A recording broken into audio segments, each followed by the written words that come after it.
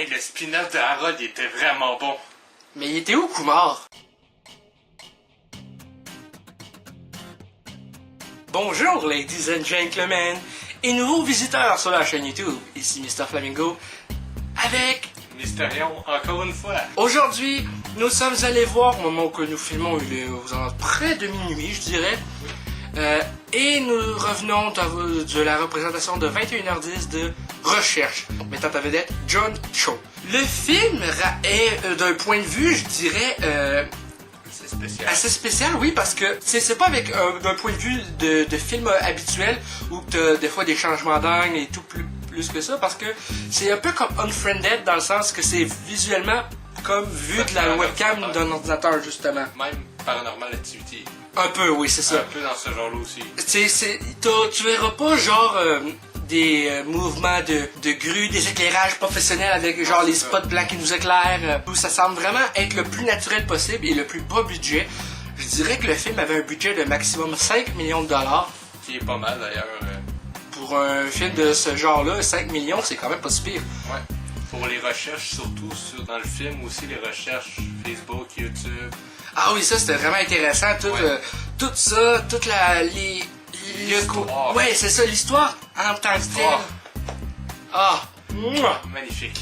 À date, je dirais que ça va dans mon top 5 des meilleurs films de l'année. Moi aussi, pour vrai, ce film-là, c'est quelque chose. L'histoire est magnifique. C'est touchant, tu veux vraiment que le gars retrouve sa fille. Oui.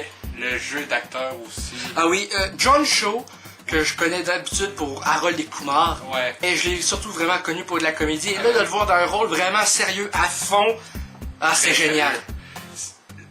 J'ai même pas reconnu dans son personnage d'Harold, sérieusement. Là, ouais, tu regardes, tu te dis, c'est le gars qui joue Harold, mais à part ça, c'est juste genre... Non, c'est ça, c'est un personnage très différent. Là. Ah oui, c'est très différent.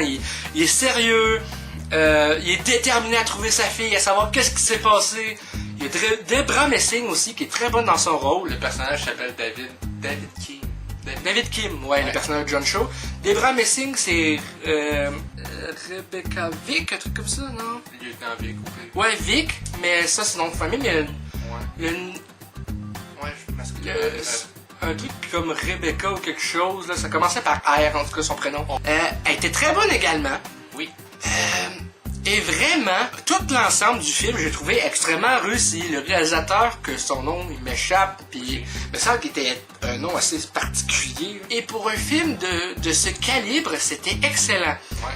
Tous les passages qui sont pas vraiment vus d'un point de vue de l'ordinateur, c'est vu comme du point de vue des stations de nouvelles.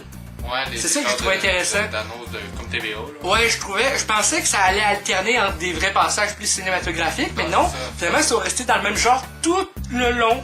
Oui, tout le long du film, c'est ça. C'est vraiment... tu vois même des numéros de téléphone partout, tout. Ah oui, le gars, il veut vraiment trouver qui est responsable de ce qui s'est passé, de la disparition de sa fille. Il y a plus de lecture dans le film que d'écouter le film, en fait. Ouais, heureusement que c'est traduit, parce que... Genre, j'imagine juste quand le film va sortir en Blu-ray et DVD, ça va être genre en version originale avec des sous-titres, là, probablement. Ouais, c'est ça, parce que là, ça a été bien traduit, puis on comprenait, là. Tu comprends exactement ce qui se passe. Non, c'est ça. Puis, heureusement que le film il était écrit en français, parce que si ça avait été en anglais tout le long, avec des sous-titres, ça aurait été dur à suivre. Ben, parce qu'il faudrait, en plus de ça, tu sais, que des fois ça bouge l'écran, puis là, il faudrait pour ça se concentrer juste sur le texte. Ouais, en tout cas, j'espère que ça va être traduit aussi pour la version Blu-ray, vu qu'ils pourraient faire l'effort, vu qu'il y a beaucoup de texte. Des fois, ils font ça pour les films genre d'enfants, vu que les enfants comprennent pas forcément l'anglais, mais... Unfriended... Unfriended. Ouais, Unfriended, je sais pas si c'est traduit au complet le film, mais... Unfriended, normalement, moi, en DVD Blu-ray, il était juste en anglais, sous-titré en anglais. Fait que, en tout cas, peu importe, revenons sur le film.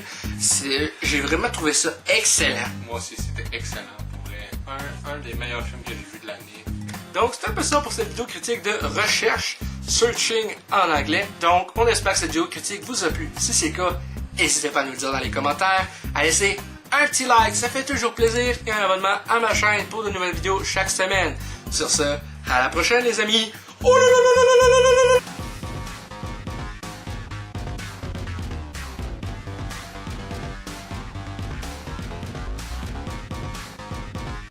Hey, le grand, c'est quoi que t'attends pour t'abonner, sacrament?